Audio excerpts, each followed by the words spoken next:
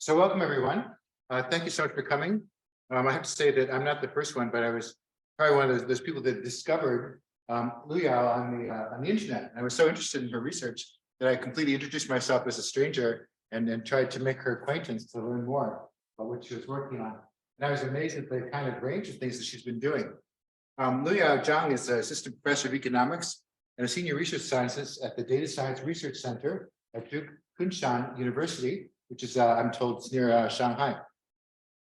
She has an abiding passion for interdisciplinary collaborations, including computational economics, artificial intelligence, cryptoeconomics, behavioral science, and interdisciplinary big data. Her current research interests include application scenarios of blockchain plus. She received a PhD in economics at Ohio State University and graduated from Peking University with a BA in economics and BS in math and applied math. I've shortened her bio considerably because it's so impressive and so long, but it is available on the email that we sent you to announce this program. And I encourage you to find out all the interesting things she's working on. So without further delay, I'd like to introduce Luyao, who we know as Sunshine Zhang. Yes. Welcome. Okay. Yeah, thanks everyone. I'm very glad to talking about blockchain decentralization here today for everyone. So for this talk, it's very interesting. It's about the systemization of knowledge, blockchain decentralization, and implications for token economy. So how can I change them?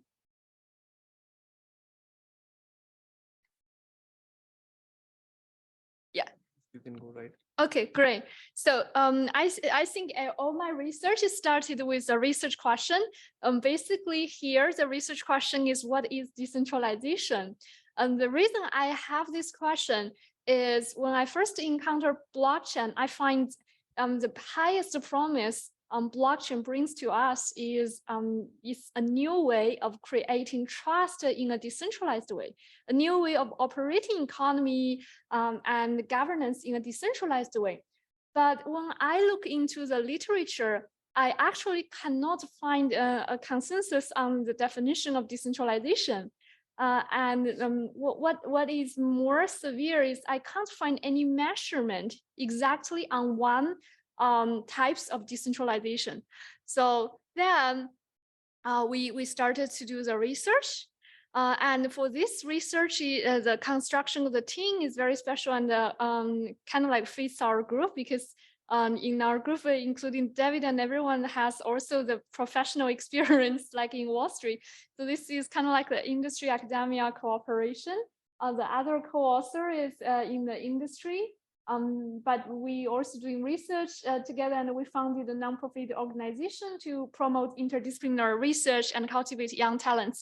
And there is also an undergraduate students who started to do the research with me without actually any knowledge on blockchain and learn a lot about blockchain and Python.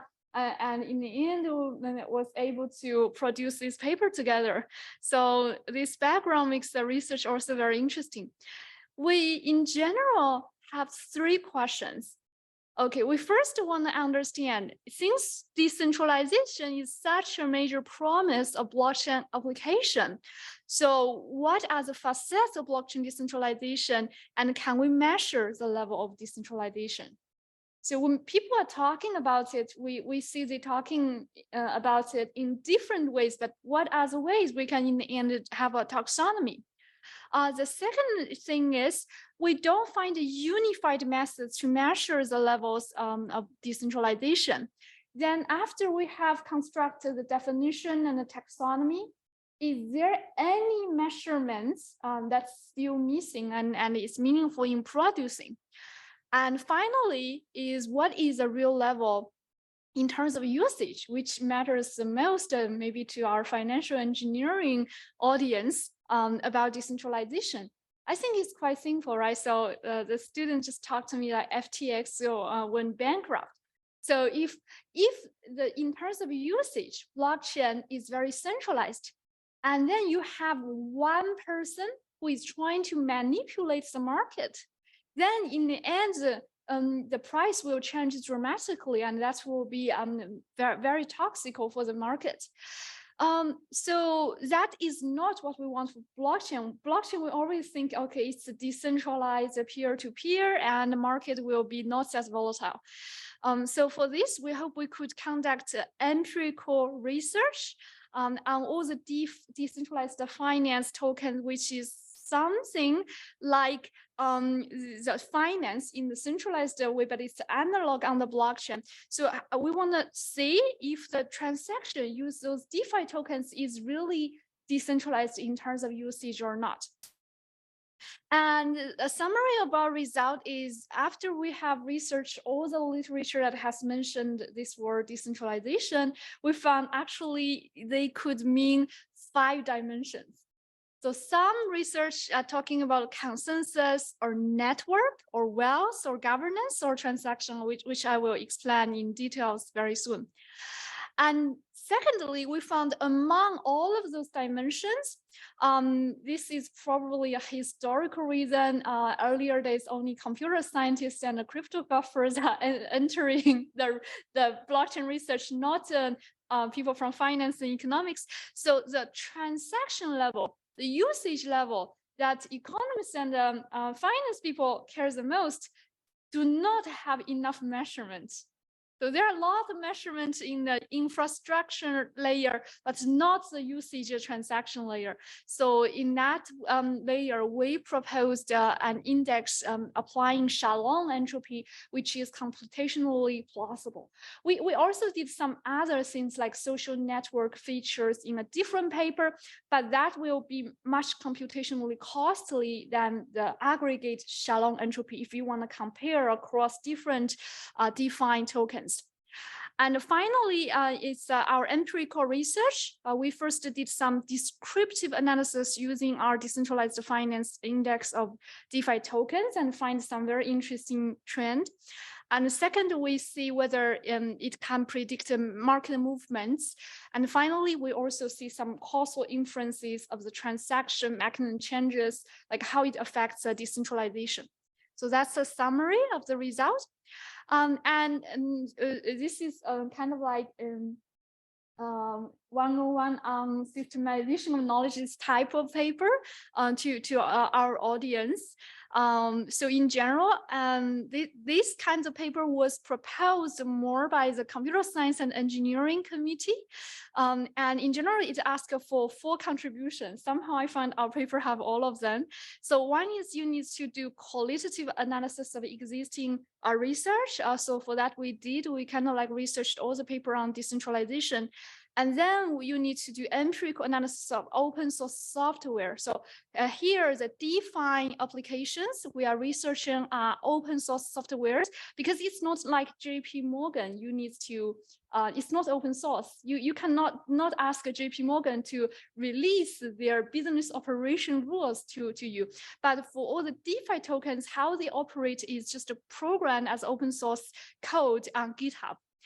And also we identified future research directions or challenges. And finally, we also presenting a convincing taxonomy. So here is kind of like the 2 committee that is researching the 2 different sides.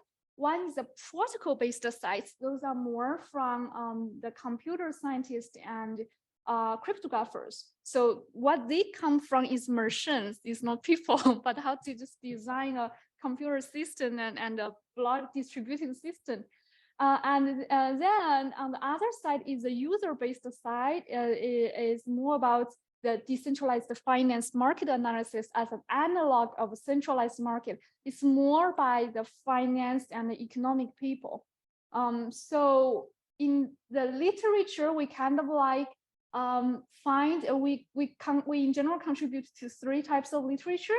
The first literature listed in our paper is all the SOKs about the blockchain. So if you read the details of the paper, we listed all the SOK paper on blockchain security, efficiency, and applicability. We find very few. Actually, when we start to write this paper, we find 0 on blockchain decentralization. I think yesterday I see a new paper on this topic cited ours from computer scientists in a different way. We will add that to our citation very soon as well. And another thing is DeFi analysis. That's the most familiar with our audience, because in finance you do currency, cryptocurrency. You do like assets valuation. So here would be cryptocurrency valuation. It's like crypto assets, and you also want to predict the price changes, markets movements, using the 3 or 5 factor approaches. And here there are some papers that they are just borrowing the methods from finance to decentralized market analysis. And another literature we contribute to is about using blockchain to improve the blockchain system in 3 aspects of decentralization, security, and efficiency. So those are the 3 literatures we relate to. The most related to our group is market analysis of decentralized finance. Okay, so now let's go to the taxonomy. Basically, how we do the taxonomy is we kind of like see first is what types of decentralization is this paper talking about, because blockchain have different layers, and then we see if they had talked about decentralization, is that just a concept, or they really produced some index? And if they produced the index, what are they using? So for the index, we found some of them used Shalom entropy, some used Gini coefficient, Nakamoto coefficient, or pure game theoretical models. So those Shalom entropy is from information theory, and Gini coefficient, Nakamoto coefficient are commonly used in microeconomics to evaluate the inequality in wealth in the economy. But some models are very abstract. And then we see whether it had produced the index at daily, weekly, monthly level. And finally, we are also seeing what assets in terms of decentralization they are researching. And we found in general, most of the paper are actually about Ethereum and Bitcoin, native coin of the 2 biggest chain, but there are actually few about the token transfers of all the decentralized finance application, which are the banking and decentralized exchange, like different financial services on the blockchain, which our group cares more about. And here is a taxonomy. So next time when we talk about, when you hear people talking about, oh, blockchain promises us a great property of decentralization, you can ask them, which one are you talking about? So consensus decentralization means how decentralized do all of us have the voting power to validate a transaction? So for example, right now for Ethereum, each of us needs to stake 32 Ether in order to become a validator. For people who don't have 32 needs to make a pool, otherwise they cannot become a validator. Right? Let's see, David is very rich. He's the only person who can provide the 32 Ether. Then this system will actually be very centralized. So that is a consensus layer. A network layer is a little bit different. It's about the peer-to-peer communication system. So it's not validating transaction, but how we broadcast the transaction. That's more computer science, P2P communication stuff. And then what we are more familiar with is the wealth decentralization. Is kind of like the tokens distributed in a way we own it. Like Elon Musk, let's say if he, like Satoshi Motoko, if they own 50 and 50% of all the Bitcoins or Dogecoin, then the market is also quite centralized. And then it goes to governance layer. Governance layer is also the voting power, but not the voting power for validated transaction, but the voting power more likely to vote for the change of rules in a blockchain system or of the software updates. So it's similar like the governance for United States, like you vote for change of the government or change of the COVID-19 policy. And finally, the one we care most about in this paper, we found there are little research on, is the transaction layer. So transaction decentralization means in a day, if there is only one transaction happens, that is, I transact the 10 Ether to like these students, then what happens is this market is too centralized. If what happens is each of us has peer-to-peer transaction of $1, then this market is very decentralized. So the more people participated in the transaction value is more evenly distributed, then the market is going to be more decentralized. So that is transaction decentralization. However, before we proposed our index, there almost does not exist any index for DeFi token. And you can further characterize transaction and governance into application layer, wealth into incentive layer, and network and consensus into infrastructure layer. So now gets to our decentralization index. So basically, we adapting shallow entropy and use the value of each transaction as the weights in the shallow entropy. So we kind of like have all the good properties of shallow entropy, which is very intuitive in a way. The greater number of transactions, it will have a greater decentralization.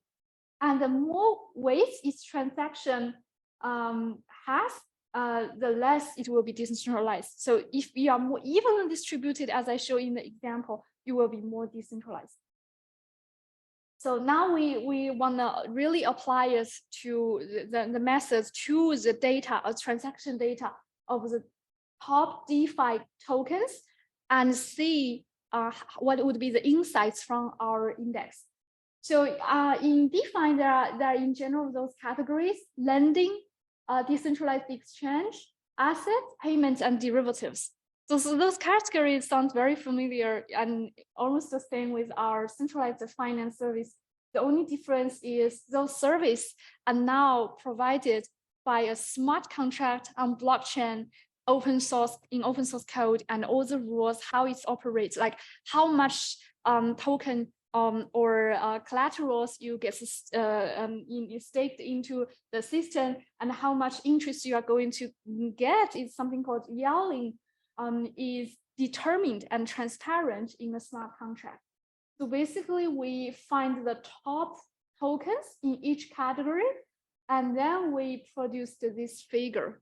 So this figure is like, given the period of our research until the end of last year, until like the summer of this year, we find DEX and lending are much more decentralized than other like categories. It could be more people are vibrantly transacting in this kind of like category.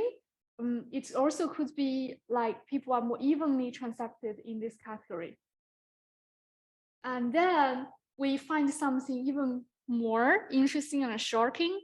It's no matter how you get started, we always see a trend from a short period of booming in decentralization, and then all the software, the token transfer becomes very centralized.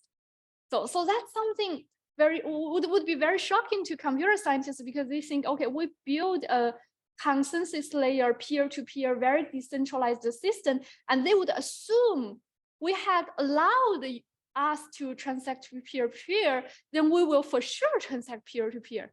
But it seems in the end, it's not the case, because it's not like we are able to transact decentralized. We will transact decentralized because humans are incentivized by economic benefits. So there could be multiple reasons why this happened. It could be just in the end, there are still just a few interested parties are still using those tokens, and this service is not useful to the general public at all. It could be there would be at the center, there's some people who is manipulating the market.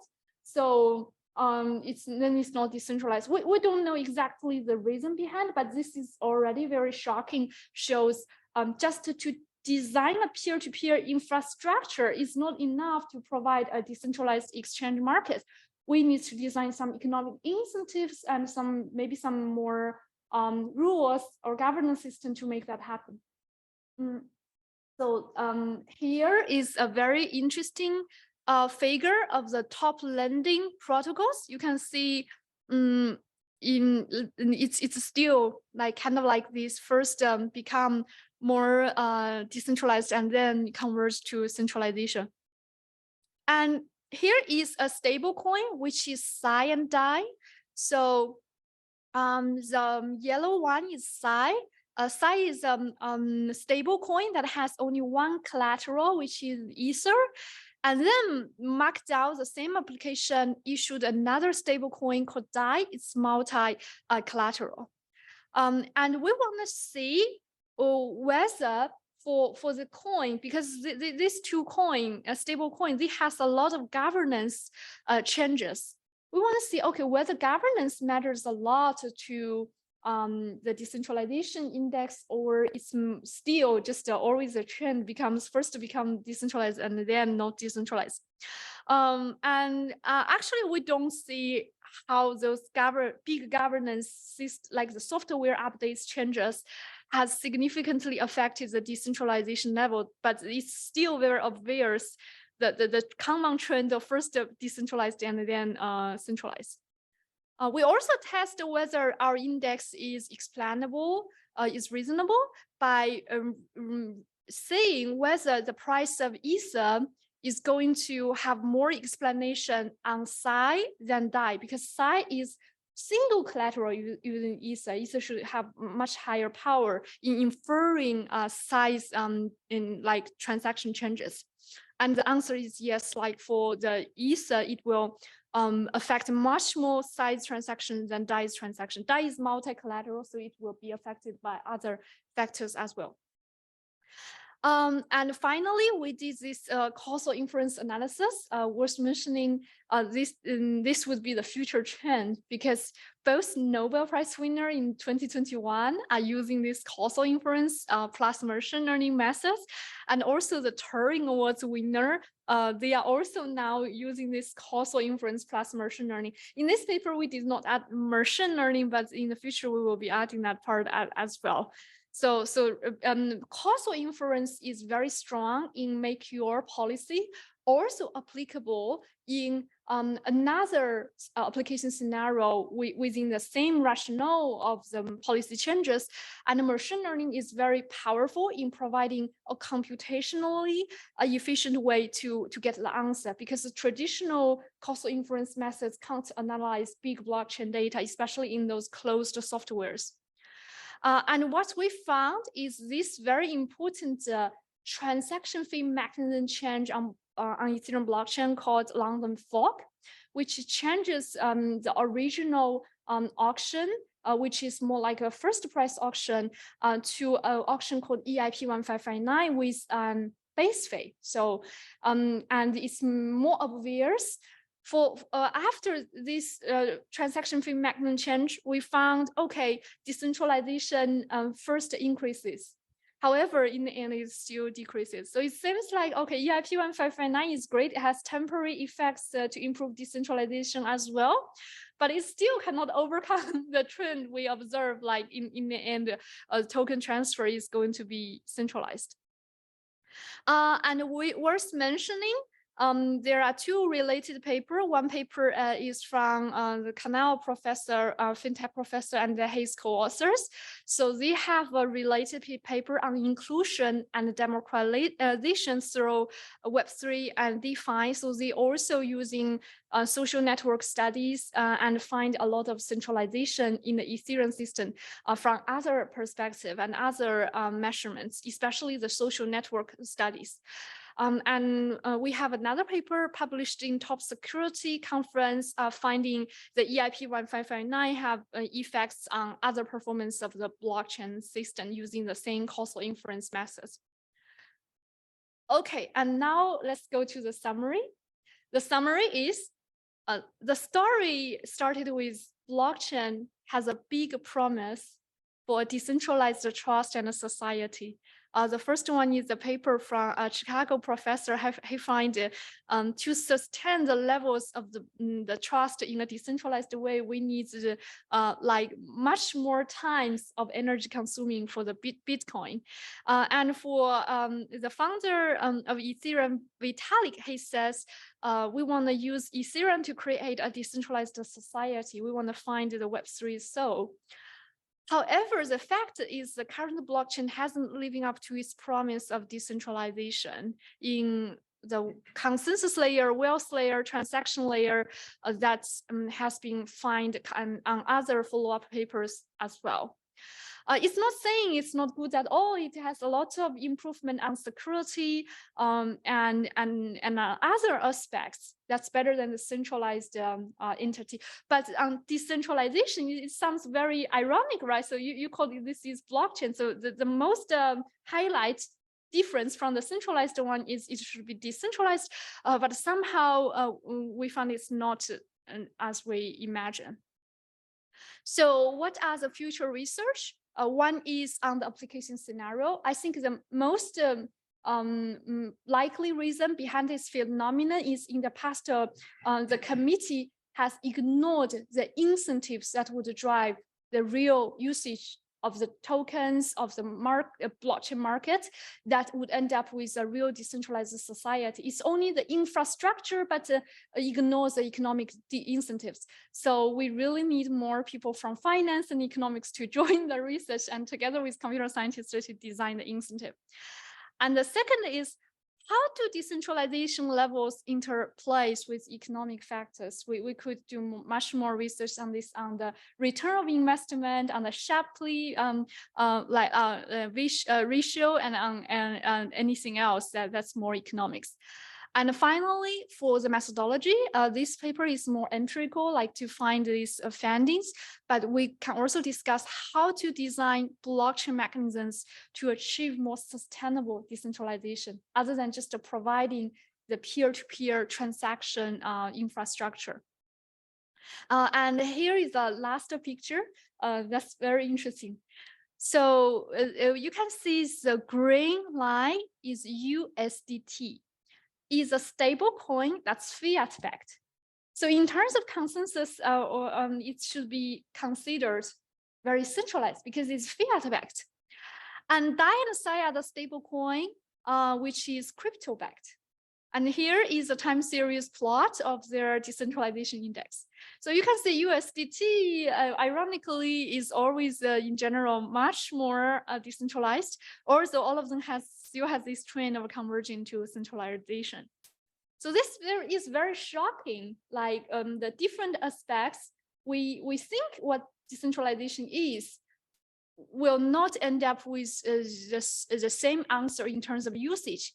So fiat-backed cryptocurrency could even be more decentralized in usage. So this is kind of like a shocking and challenging question we need to answer. Like in under what condition the crypto-backed stablecoin would have more decentralization usage than the centralized backed USDT. Another thing worth mentioning is for all the code to generate our index and figures and everything, it's open source on our GitHub. And that student says, maybe I should sell this to Wall Street. So this is for science and research. We really want to promote decentralization, not more centralization.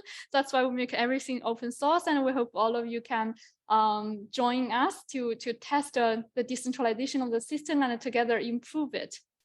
And we also have other blockchain research. Those some of those are already published online, and some of those are grants project. And thanks to the Research Center and China NSF Foundation, Ethereum Foundation, and other funding agencies, we also have some research in progress that's more related to game theory or ethics or other contract theory research. And that's also, we have the working paper, open source data code, open source everything online. So if you are interested, you are welcome to read more. And if you have any questions, you could ask me. Okay, great. Thank you. Thank you. So any questions from the Yeah. Thank you very much, everyone. So I have a question about the decentralization about different factors, like you have this consensus difference, ownership, governance, actually, and then the transactions. And you mentioned that there hasn't been much analysis about the transaction decentralization. So my question is follows. From my understanding, the consensus, governance, or other things are somewhat related to the design of the blockchain. Yeah. It is designed by whoever proposed that blockchain. For transaction, I think the story is a little bit different. It matters how many peer-to-peer things happen. Yeah. So it's not like I controlled by the designer or someone sitting behind manipulating this. Those are just purely an outcome of the grand design of that blockchain. So can we have any relationship between the final index, the decentralization of transaction, with other indexes on the decentralization about other factors? So there are interconnections. That's basically my question. Oh yeah, I also see question in charge. I will see that after I answer this one as well.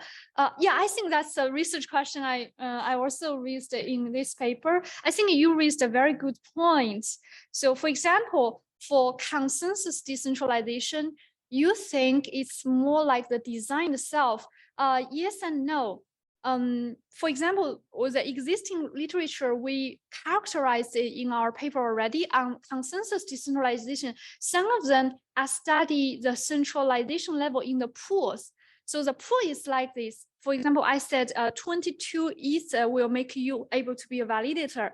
But let's say if two of us don't have 32, but you have 16 and I have 16, we can make a pool. We can submit our like staking like token into a centralized pool.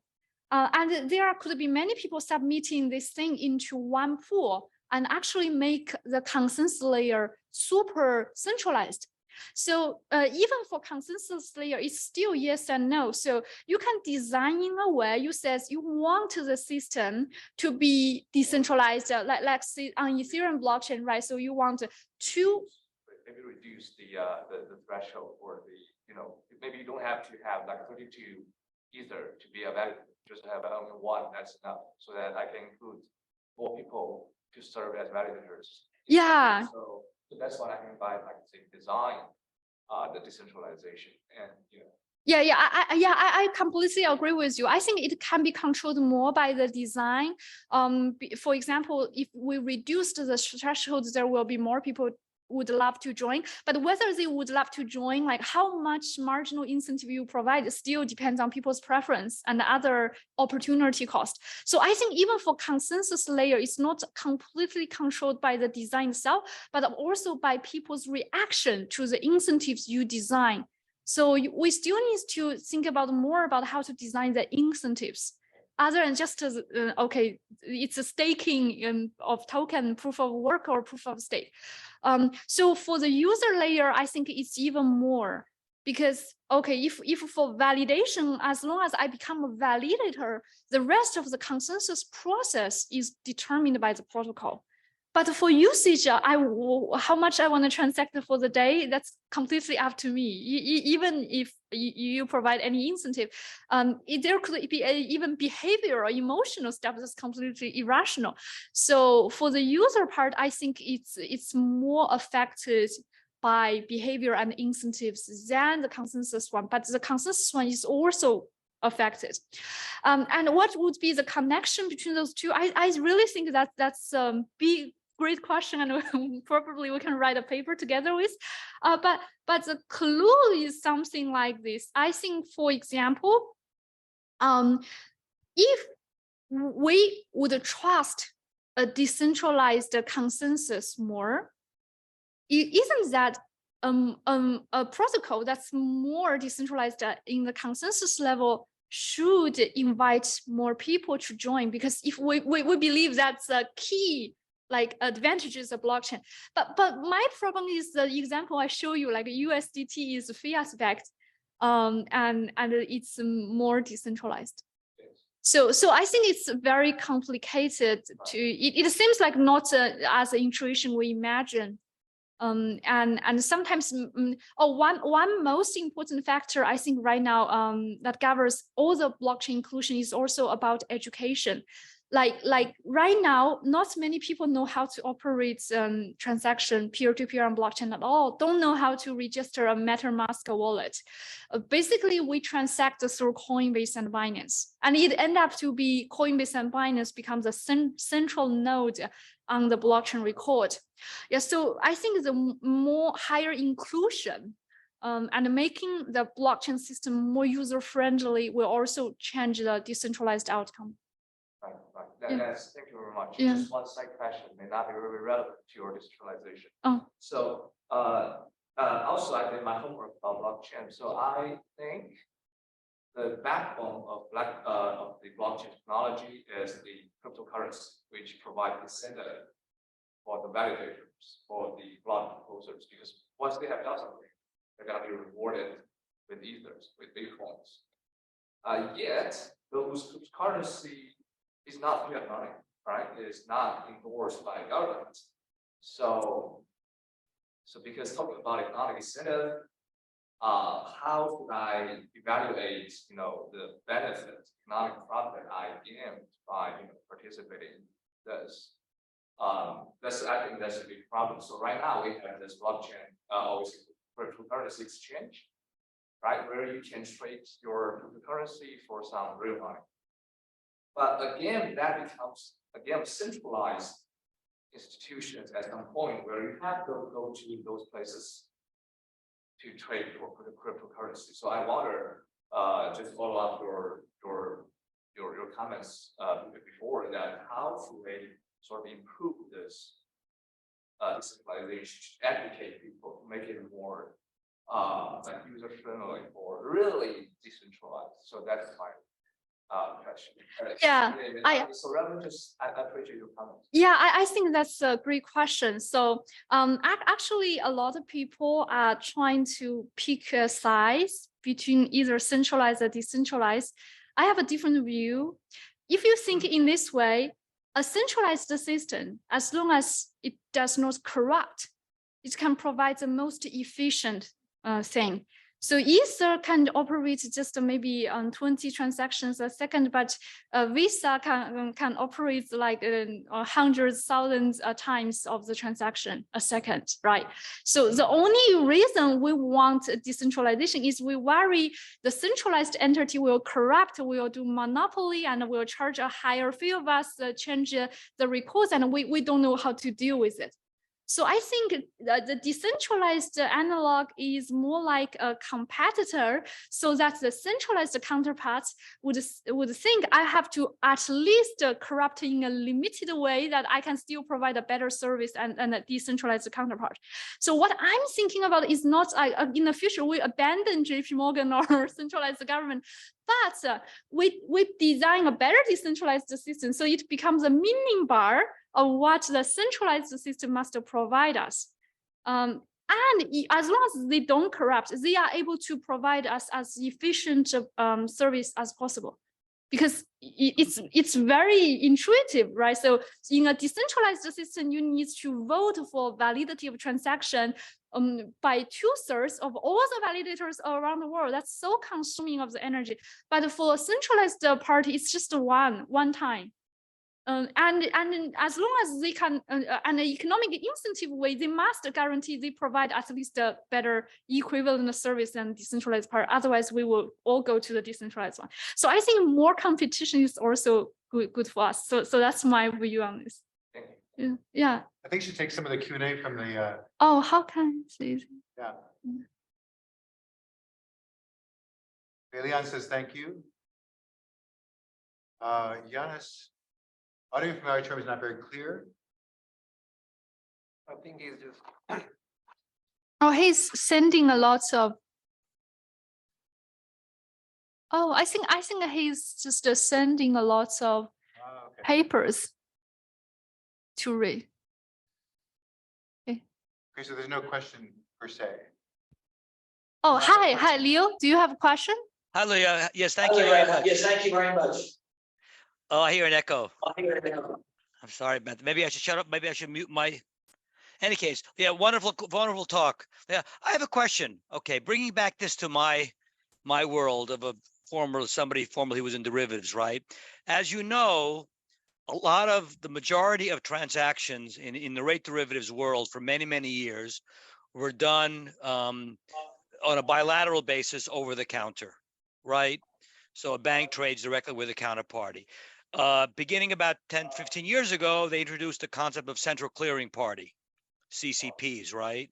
So now a lot of the transactions go through these centralized parties, and the reasons are for stronger intrinsic credit worthiness, so to speak, and sharing of mutualization of risk of a party that could default. So I'm wondering though, when you have a market like that formerly was, I don't know what the right word is, but I mean, it was done bilateral agreements, independently, privately negotiated between parties, to a system where you have a CCP intermediating between, option buyer, option seller, or whatever. Does that increase or decrease decentralization? The fact that the regulators or the main constituents have agreed to move to this alternative approach where there's a CCP sitting in between the two counterparties. See what I mean? Yeah, I see it. I think it's a great question. I have another paper that exactly answering this question. So I have another paper. It's like, is decentralized bank really decentralized? So we studied the decentralized bank from Avi, but that paper is motivated by what you said. We find the literature for the centralized banking system before. It's as what Yanis was mentioning, like the first is Neo is mentioning that the first is kind of like peer-to-peer, like counter markets, bilateral. And then we found it will be more efficient if it has hubs. We call it a co-parallel. So what is hub? Like New York is a hub and Right. Shanghai is a hub. Yeah, right. So it will be much efficient. We have those hubs to operate the transaction in the current economy. Then we just have, let's see, Brooklyn to transact directly with Kunshan, like around Shanghai. It's better than Kunshan transact with Shanghai, Brooklyn transact with Manhattan, and then Manhattan transact with Shanghai, something like this way. So we find for the thing without blockchain, actually the system you just mentioned, the one with hubs, it's much better. But what we find is if it's in the blockchain system, we did a core parallel analysis. So core is something like Shanghai and New York financial center that they transact with each other. They also transact with the other parallels. But the parallels, like other parts of US, like Virginia, would only have to transact with the core. They cannot, Virginia cannot directly, let's say, transact with South Africa. So we actually find if we kind of like construct this core parallel for the transaction of the tokens on blockchain, then if the economy is more decentralized, like has less hubs, it will be better. However, in the end, we could find one of the biggest bank called Aave on the blockchain. We identified two coins, and it's not surprising they are just Coinbase and Binance. So I think the question is something like this, right? So if without blockchain technology, what would operate the most efficient way is perhaps a little bit centralized way that has hubs. But then the problem there was we have to trust those hubs. Those hubs provide efficiency, as I said, the centralized market, but we also have to trust them, and they are start to charge very high fees, and they might corrupt in some way. They might build a consortium and to collude. So now we're trying to build a blockchain and to make it more decentralized. However, they can, as we already mentioned, economic incentive can also drive hubs, co-parallel on blockchain as well. But it's very differently on blockchain. People will only value the system more when it's actually peer-to-peer. Because otherwise, why we use blockchain? Blockchain structure will always consume more energy than our current methods. So the only way we would want to use it more is because in the end it's more decentralized. So that's the finding of that paper. Now the question, we already compared the centralized decentralized result on blockchain and on the current system centralized finance separately. We says they have opposite results. But how about you compare between them? Let's see. The most ideal case on blockchain is everyone like transacts peer to peer, and the most ideal case in our centralized finance is there are some hubs. Like, to compare with those two, which is better? I would say right now it's very obvious. It's still the hubs, right? So the hubs that operates most of the transactions in the world.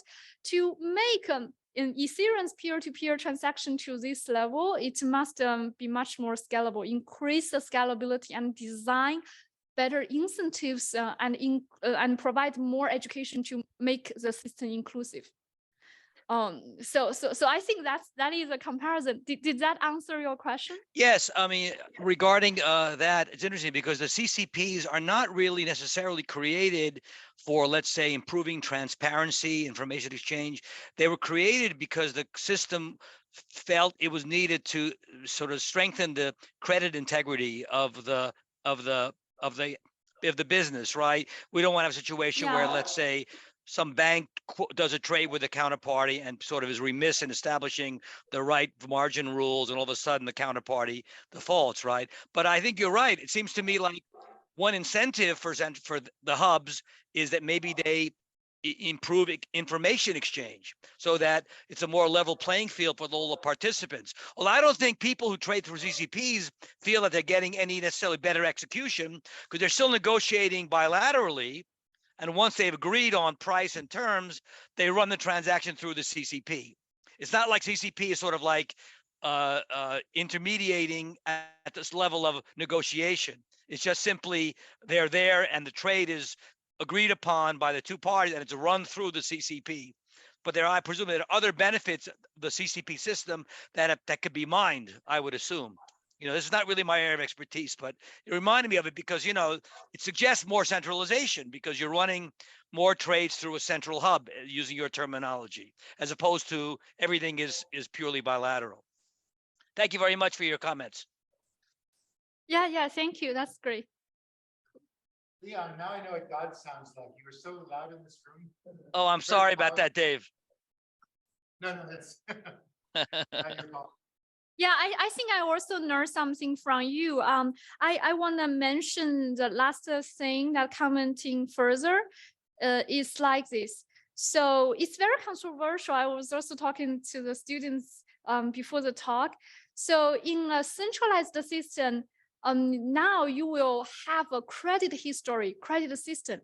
What you would worry about is all the 3 credit company would leak our information.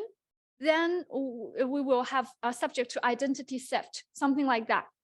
And on blockchain, ideally, it's a symmetric cryptography. So all our transactions are transparent on the chain, verifiable. So it's less likely you will defect your transaction. So you must pay smart contract. Your money will be deducted if it satisfies the contract term. And in the most ideal case, your identity will not be identified, will not be leaked, because all people know is something like like David, you have like your private key, and your private key plus some random number, we will generate a public key. So no one can guess back who is David from the public key, but we can verify all the public key transactions are actually validated. So that's the promise of blockchain. But right now on blockchain, there is a very severe, and it's called minor extracted value issue. It's actually just the conventional issue in high frequency tradings called front running issues. So the transaction, only after it's recorded on the blockchain, it cannot be changed anymore. But before it gets recorded, let's see, all of us submitted our transaction, and then it first go to a memo pool. And it's the miners who let's say stake the 32 Ether to validate the transaction are able to pick up our transaction. It's like a bidding auction. They will pick up the transaction that submit the high bids to be included in the block. They can do something called a sandwich attack, as in high frequency trading. Like David tell me tomorrow, you want me to buy in the morning and sell at night because you can earn a lot of money. Then I use my money to buy first to push up the price, and then use your money to buy to push up higher the price. And then I sell at the highest price, and then the price drop, I sell yours. So I can take advantage of David to betray him and to use the opportunity he told me, and even take advantage of him to earn more money. And this issue is not solved on the blockchain at all. So now there are a lot of MEV solutions, but none of those are perfect. Most of the solutions is like, let's democratize this opportunity to front run others. And it allows everyone to submit a new transaction order into a side channel called the private channel. However, actually, I think maybe we all together to run those private channel transactions, it might take us a lot of time, let alone those people who don't understand how to use the MetaMask wallet. So they claim they provide a side channel for everyone to operate this crime. So this crime is now democratized, but actually only very few people who know the technology know how to do it. So in the end, that's not solved yet. Yeah, so there are issues on blockchain that's not that ideal, and the centralized one is better in terms of the credit score. But then we have to trust the 3 credit companies, they don't leak our information. So on blockchain, we have to trust the technology, but then our transaction is all still subject to this attacking, this front-running issue. Thanks, Neil. You also inspires me. I also have a question if we have a little time. So the idea of decentralization to me and peer-to-peer transactions, there's really only 2 validators who are relevant, right? Who are the people doing the transaction. There's a private transaction on the blockchain doesn't have the same kind of complexity as other types of blockchain transactions.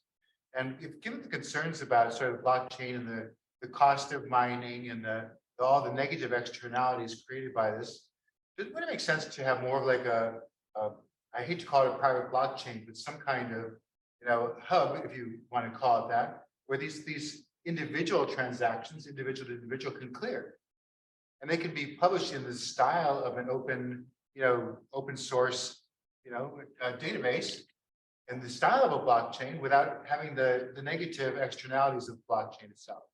Would we be able to get the same advantages from such a system as from trying to do this directly through a decentralized blockchain?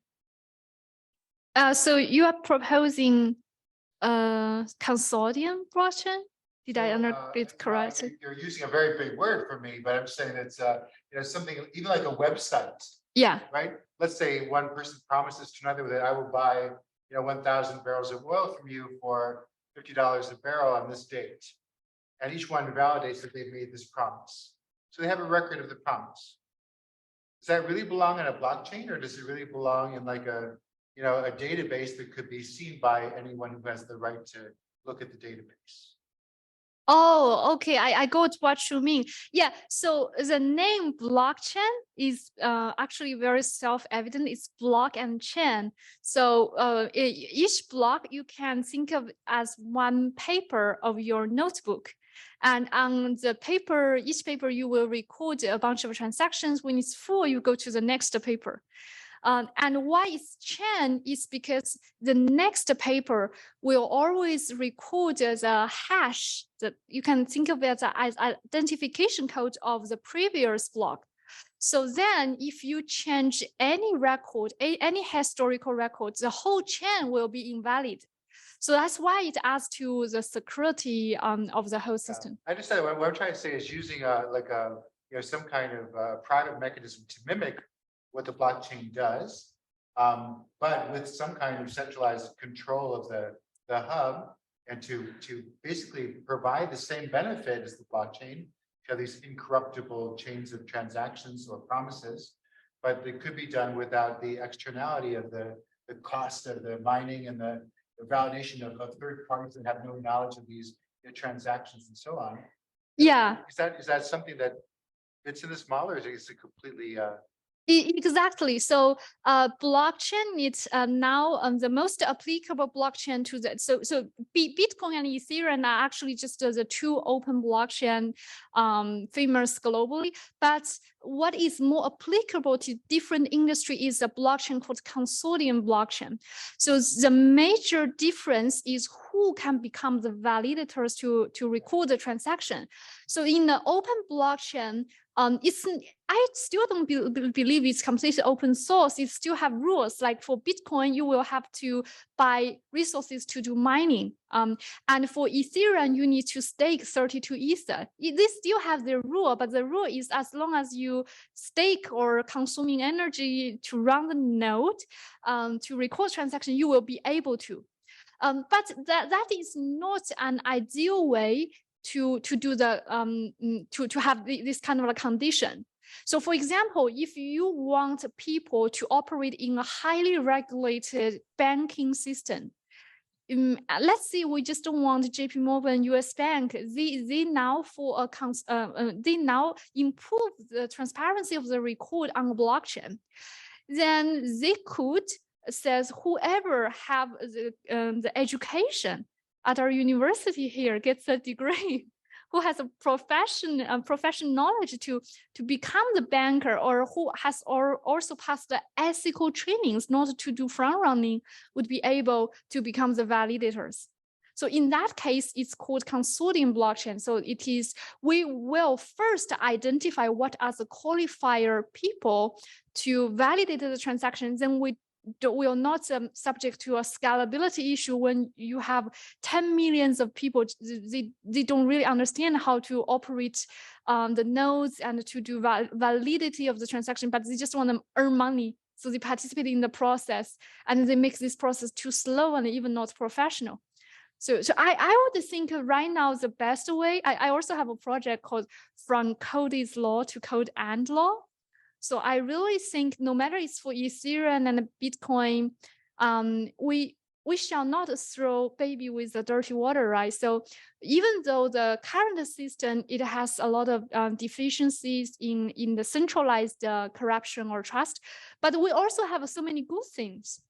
We have the ethical trainings, we have the credit system, we have a lot of human reciprocity cooperation strategies to create trust.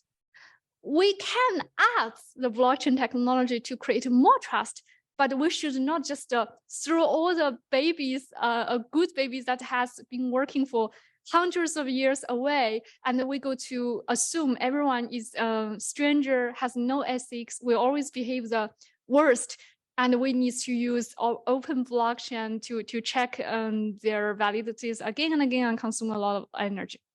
So I completely agree with you. I think for a lot of highly regulated industry, and industry requires highly intellectual abilities or ethics, we should consider consortium blockchain. Maybe for a global decentralized identity and global transaction, in the end, we would want open blockchain, because then we don't need that to be interfered by any government. But I think for a lot of services, we would end up with a consortium blockchain. Yeah, cool. Thanks. Okay, great. Sorry, I can't believe that that hour flew so quickly. Thank you so much for an engaging Oh, talk. cool. No problem. And we'll make this will be available this to pass this on to your friends and colleagues who want to share this presentation. Thank you.